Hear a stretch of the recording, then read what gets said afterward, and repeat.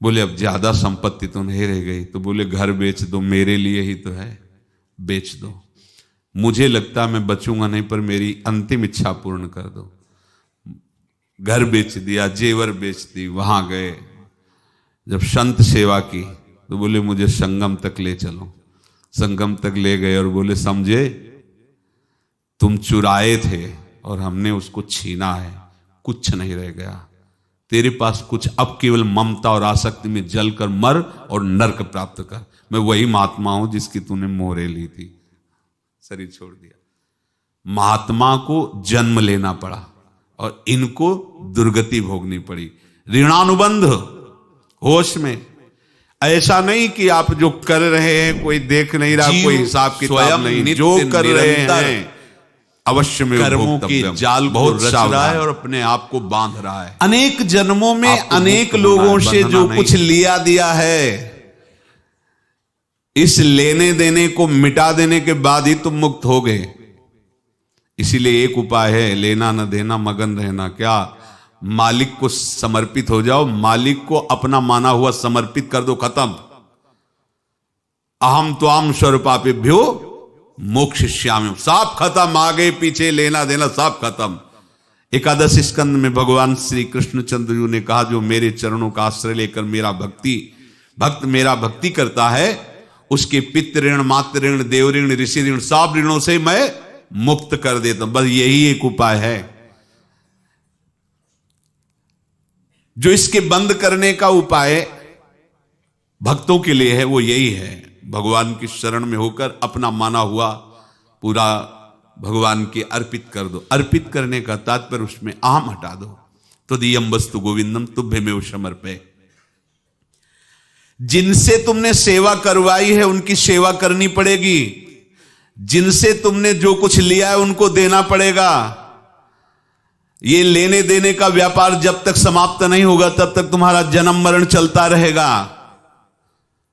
अब आपको यहां समझना है, यदि आपसे किसी ने पैसे लिए और बेईमानी करके नहीं दे रहा है तो आप उसको गाली मत दीजिए, आपने बेईमानी की थी इसलिए आपकी बेईमानी हुई है, ले गया, कोई बात नहीं है, बंधन से मुक्त हुए, जो बोझा था चला गया।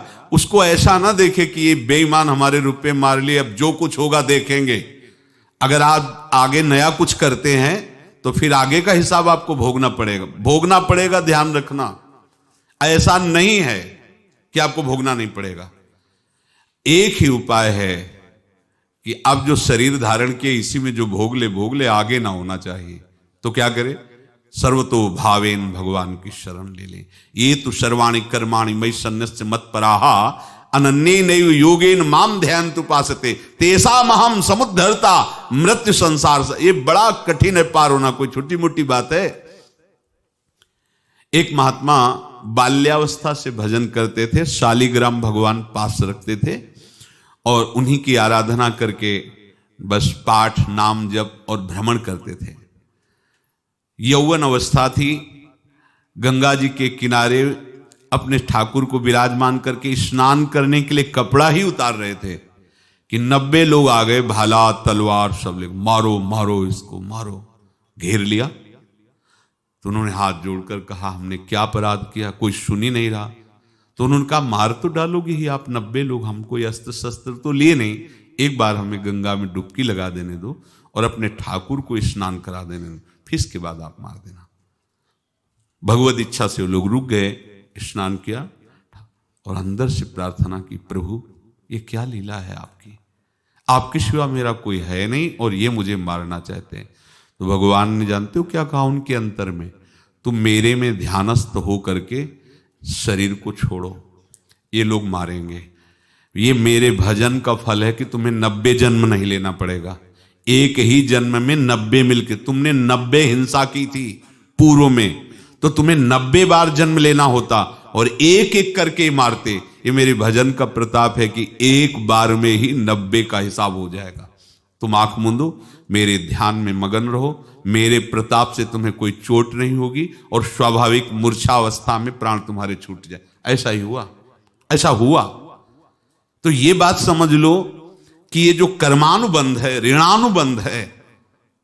आप देखो, अगर शाप महात्माओं ने दिया कि तुम्हारे वंश का इससे विनाश होगा, तो भगवान भी परम धाम जा रहे तो उसी कील से, बाण की नोक में जो मछली लील गई थी छोटा कण, उसी से की नोक बनाई और उसी नोक को प्रहार किया। भगवान के श्री चरण में वही बाण की नोक लगी और भगवान ने स्वीकार किया ना। भगवान का बड़ा लीला विचित्र है। अगर छुप करके उधर रामावतार में बात, तो इधर ऐसे स्वीकार किया है भगवान ने। ऐसा कहीं नहीं दिखाया कि मैं भगवान हूं तो मैं अपने लिए, ऐसा नहीं दिखाया। नारद जी का हित किया पर नारद जी ने शाप दिया तो भगवान ने स्वीकार किया। बंदरों ने ही सहायता की, जैसा बोले थे वैसा। ये लीला इस शरीर में भोगनी पड़ेगी। हाँ, ज्यादा को कम में भुगता देंगे, पर अब अगला शरीर ना मिले, इसके लिए सर्वतो भावेन भगवान के आश्रित हो जाए। जैसे आपने दुकान फैला रखी है तो उसमें दो काम होते हैं, लेना और देना।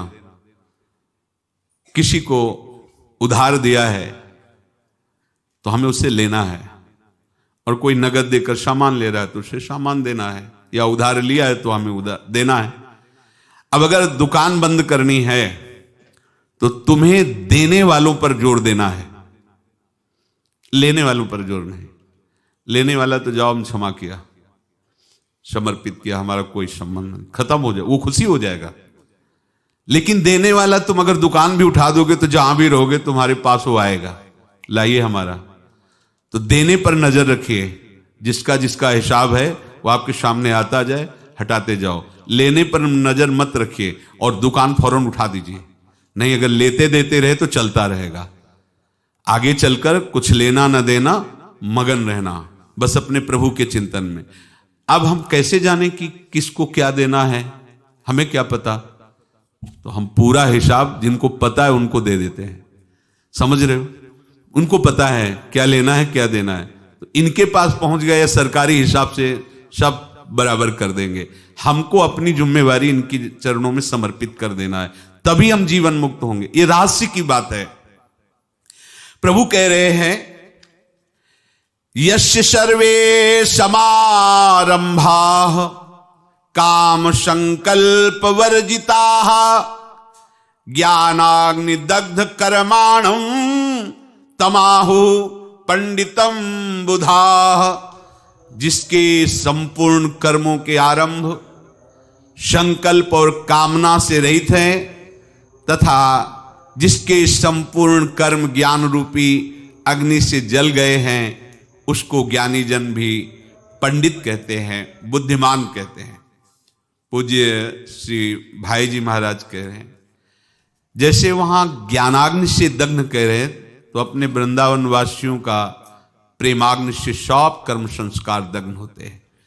जिस समय आपके हृदय में भगवत प्रेम का प्रादुर्भाव होगा तो लेश मात्र कभी तुम्हें दुख नहीं भोगना पड़ेगा। प्रेम का प्रादुर्भाव होते ही दुख का नाश हो जाता है, महासुख। जब प्रेम का प्रादुर्भाव होगा तो समस्त पाप भस्म हो जाते हैं, अशांति नष्ट हो जाती है, संसार ज्वाला स्पर्श भी नहीं कर सकती है। जब भगवत प्रेम का प्रादुर्भाव होता है तो हो सकता है उस उपासक के जीवन में दुखों का पहाड़ टूट पड़े, परिवार खिलाफ, शरीर रोगी, अव्यवस्था, बहुत बहुत कुछ, सब कुछ। कह रहे हैं इतना सब होने पर भी उसके हृदय में कोई भी दुख नहीं होता। ये ऐसा सामर्थ्यशाली भगवत प्रेम है। भगवान के चरणारविंद का जिसके हृदय में प्रेम है, भारी से भारी दुख भी उनको विचलित नहीं कर सकता।